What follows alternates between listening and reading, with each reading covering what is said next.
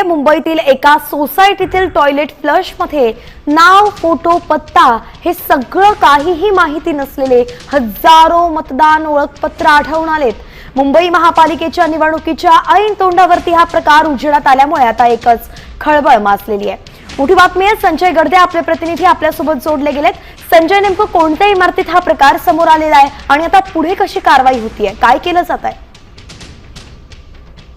मुंबई महानगरपालिका निवडणुका घोषित होतील, मात्र तत्पूर्वी अंधेरी परिसरामधील एका इमारतीच्या बाथरूमचा जो फ्लश आहे, या फ्लश मध्ये शेकडो हजारो असे जे मतदार कार्ड आहेत ते आढळून आलेत। मात्र या मतदार कार्डांवरती कुठलेही नाव किंवा मतदाराचा फोटो नाही। यामुळे फार अशी चर्चा जी निवडणूक आयोगाचा जो कारभार, बोंगळ कारभाराविरोधात विरोधकांकडून देखील वारंवार आवाज उचलला जात होता आणि अशातच आता ही बोगस मतदार कार्ड आढळून आल्यामुळे आता त्यामध्ये आणखीन कुठेतरी दाट शंका निर्माण झाली आणि हे निवडणुकीपूर्वी सत्ताधाऱ्यांकडून किंवा निवडणूक आयोगाकडून कुठला हा याचा गैरवापर केला जातोय का, अशी शंका देखील आता उपस्थित केली जाते।